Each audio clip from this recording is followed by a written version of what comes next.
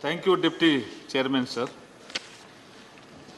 मैं सबसे पहले एडवोकेट अमेंडमेंट बिल पे जो लोग बोले हैं उनको धन्यवाद देना चाहता हूं।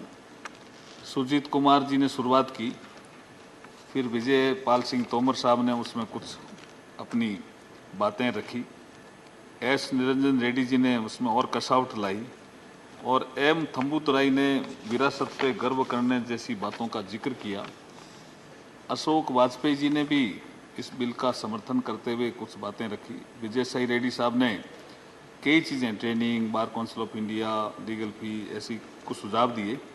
जी के वासन साहब ने भी अपनी कुछ बातें रखी। राम जी ने कुछ आईपीसी के प्रावधानों को लेकर के चर्चा की, और रविंद्र कुमार जी ने लास्ट जो वक्ता हैं उन्होंने भी अपनी बात रखी। मैं सभी मान्य सदस्यों का धन्यवाद करता हूं जिन्होंने इस द एडवोकेट अमेंडमेंट बिल 2023 पे अपने विचार रखे। डिप्टी चेयरमैन सर, मैं थोड़ा ब्रीफ में कुछ चीज़ें बताना चाहता हूं कि आज़ादी से पहले इंडियन हाई कोर्ट एक्ट 1861 बना। इसका पर्पस था, और ये ब्रिटिश पार्लियामेंट ने बनाया था सर, इसका पर्पस था कि जो लीगल फ्रेटर्निटी है, जो लीगल प्रोफेशन में लोग काम करते हैं, उनका कोई रेगुलेशन हो, इस पर्पस से उन्होंने इसको बनाया। फिर लीगल प्रैक्टिशनर एक्ट आया 1879 में, और उसमें ये जो सेक्शन 36 है जिसमें टाउट्स का जिक्र आता है, ये भी बना। फिर बॉम्बे प्लीडर एक्ट बना 1920 में। आप चूंकि इतिहास के जानकार हो इसलिए मैं कुछ चीज़ों का जिक्र कर रहा हूँ। फिर 1926 में 1926 में इंडियन बार काउंसिल एक्ट भी बना।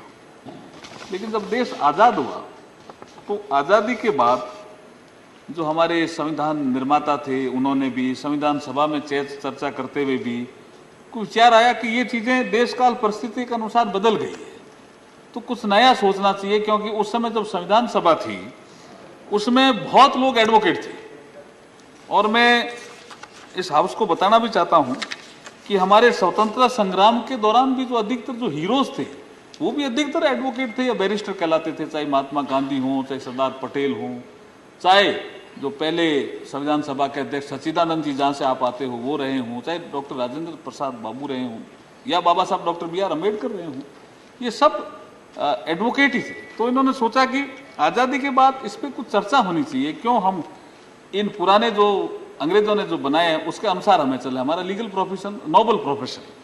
तो लॉ कमीशन को ये कार्य दिया, और लॉ कमीशन को जब ये काम सौंपा गया कि जुडिशियल एडमिनिस्ट्रेशन में थोड़ा रिफॉर्म करें और नई परिस्थितियों के अनुसार, फिर ये ऑल इंडिया बार कमेटी भी बनी।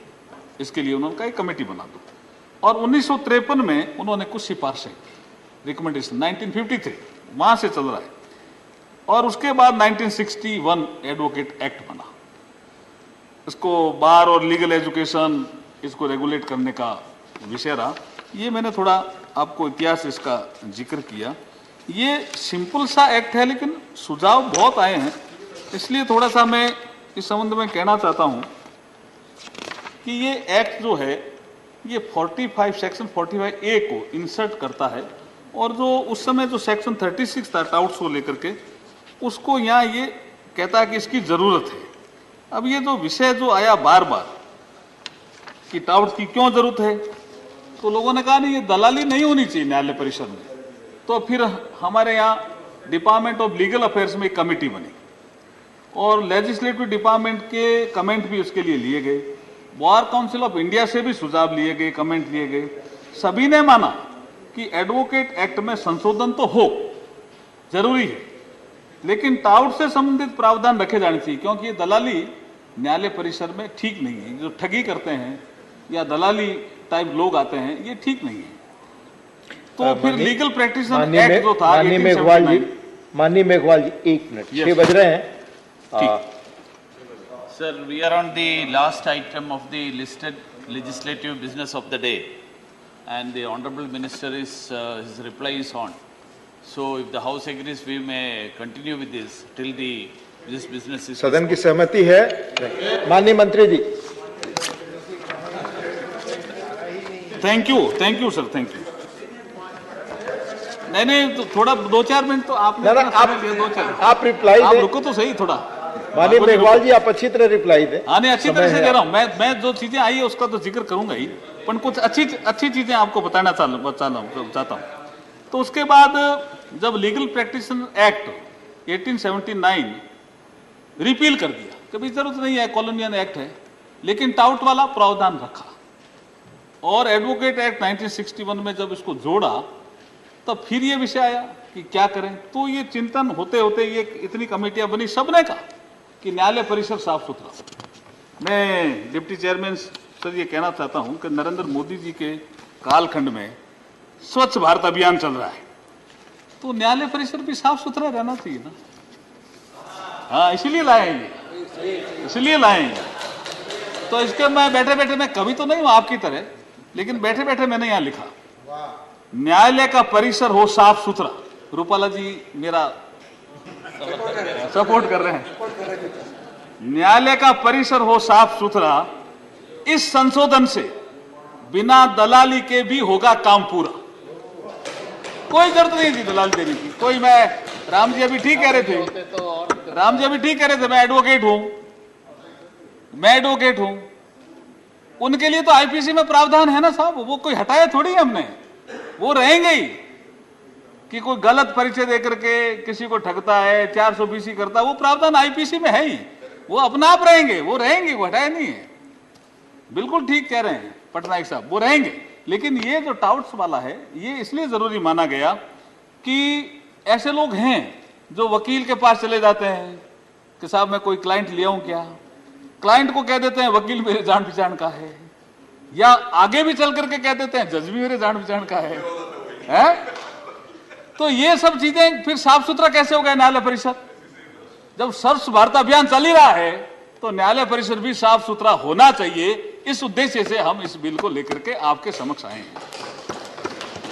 देखिए, मैंने जब स्वतंत्रता संग्राम में वकीलों का योगदान की बात की, संविधान सभा में भी अधिकतर वकील थे।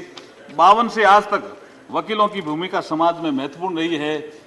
बहुत से ऐसे वकील हैं जिन्होंने फ्री केस भी लड़ा है। तो समझा गया भी ये नोबल प्रोफेशन है, इसको गंदा करने वाले लोगों के खिलाफ कार्रवाई होनी चाहिए। तो इसमें कार्रवाई का प्रावधान दिया, प्रक्रिया दी है। मैं एक चीज का जिक्र करूंगा। घनश्याम जी उधर चले गए, उन्होंने कहा घनश्याम का मतलब कृष्ण, मैं अर्जुन, और आप भी चूंकि इस चीज के जानकार हो तो मैं महर्षि अरविंद का एक जिक्र करके बात को रखूंगा।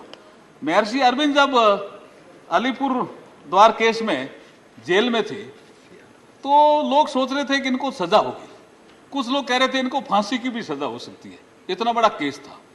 लेकिन अचानक, आपको पता है साहब, आपको जानकारी है कि एक प्रसिद्ध वकील, उस समय के बहुत प्रसिद्ध वकील थे, श्री चित्तरंजन दास। महर्षि अरविंद ने वकील नहीं किया था साहब, ये नोबल प्रोफेशन है, उन्होंने वकील नहीं किया था।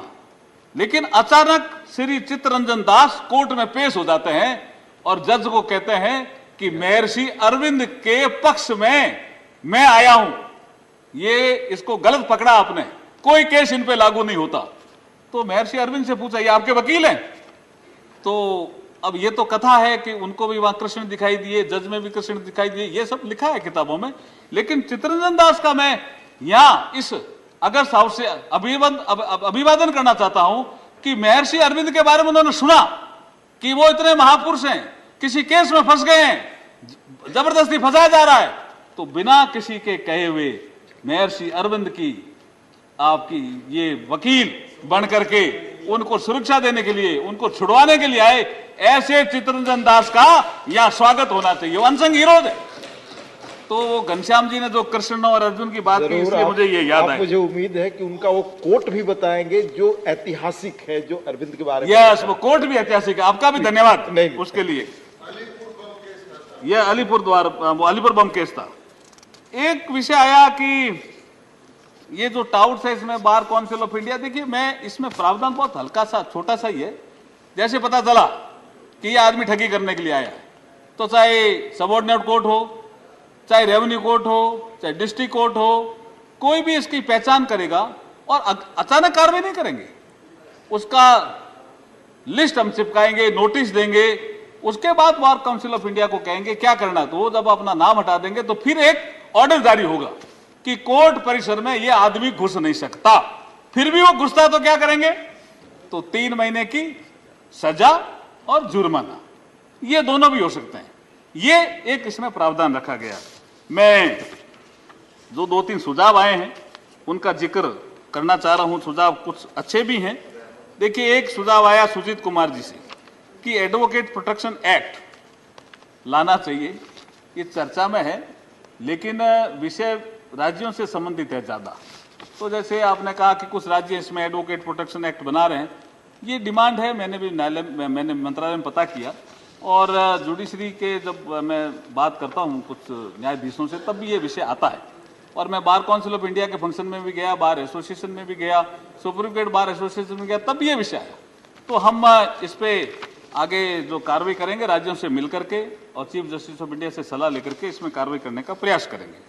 दूसरा विषय आया कि नालसा का, जो निरंजन रेड्डी साहब ने, वो he himself is advocate, NALSA, जुगलबंदी, न्याय बंधु, दिशा, ये सब विषय उन्होंने रखा। ये सब ये प्रोग्रेस है सब। ये समय अभी मैं नहीं लेना चाहता, लेकिन नेशनल लीगल जो सर्विस अथॉरिटी है, इसकी अभी एक वर्कशॉप हुई थी श्रीनगर में, उसमें भी ये विषय आया कि वकीलों के चैम्बर होने चाहिए, वकीलों की ट्रेनिंग होनी चाहिए। तो मैं आपके माध्यम से बताना चाहता हूं कि बार काउंसिल ऑफ इंडिया को ने ये टास्क हाथ में ली है, वो ट्रेनिंग भी करा रहे हैं, इंटर्नशिप भी शुरू हुई है। जो नए जूनियर एडवोकेट है, इंटर्नशिप के माध्यम से उनको काम भी मिल रहा है और पैसा भी मिल रहा है। तो धीरे धीरे इसमें सुधार हो रहा है। और जो सोशल सिक्योरिटी की बात की विजय साई रेड्डी जी ने, इसमें मैं बताना चाह रहा हूं कि जो इंश्योरेंस का विषय है, कभी इंश्योरेंस का कवर इनको मिलना चाहिए। उस दिशा में सरकार गंभीरता से विचार कर रही है। लीगल फी वाला विषय आपका पर्सनल है, उस पर ज्यादा मुझे कमेंट नहीं करना, फिर अलग से बात करता हूं मैं आपसे। मैं जो रविंद्र कुमार जी वाला विषय आया, अमरावती वाला, ये विषय भी हमारे यहाँ चल रहा है। ये विषय आता रहता है कि इधर से भी आता रहता है, उधर से भी आता रहता है। तो कभी बैठ के बात करेंगे अपन कि क्या करना है, चाय पे चर्चा करेंगे, चाय पे चर्चा करेंगे। मैं इस संबंध में इतना ही कहना चाहता हूं कि ये कालखंड बहुत ही महत्वपूर्ण है, जिसमें हम इस तरह के पुराने जो कानून हैं उनको भी समाप्त कर रहे हैं। जैसे अभी जिक्र आया 1486 कानून तो हम समाप्त कर चुके हैं, 76 रिपीलिंग एंड अमेंडमेंट बिल पेश हो चुका है। तो ऐसे करके 1562 1562 कानून ऐसे हैं जिनकी कोई उपयोगिता नहीं है, और अननेसेसरी वकीलों की लिस्ट में भी थे, उनको हम हटा रहे हैं और नागरिकों को ईज ऑफ लिविंग दे रहे हैं। मैं फिर वो पंच प्राण, जैसे ये बड़ा विषय था मद्रास हाईकोर्ट वाला, मद्रास हाईकोर्ट भी है, कटक हाईकोर्ट भी है, इलाहाबाद हाईकोर्ट भी है, बॉम्बे हाईकोर्ट भी है, कलकत्ता हाईकोर्ट भी है। तो ये जुडिशरी का ऐसा मानना है कि भाई हम हमारे हिसाब से इसमें निर्णय करेंगे, लेकिन जो प्रधानमंत्री जी ने लाल किले की प्राचीर से पंच प्राण की जो संकल्प लिया, उसमें तो जो ये सदस्य भाव रख रहे थे, वही तो भाव थे कि भारत को विकसित भारत बनाना, नंबर 1 गुलामी के अंशों का अंत करना, नंबर 2 उसी से संबंधित है। इसलिए भाव तो आ ही रहे हैं, विरासत पर गर्व हो ऐसा काम करना, एकता एकजुटता बनी रहे ऐसा काम करना, और कर्तव्य पालन पर जोर देना। इसलिए मैं पुनः आपके माध्यम से जिन्होंने इसमें भाग लिया उनका धन्यवाद करते हुए अनुरोध करता हूं कि इस बिल को सर्वसम्मति से पास किया जाए। बहुत बहुत धन्यवाद।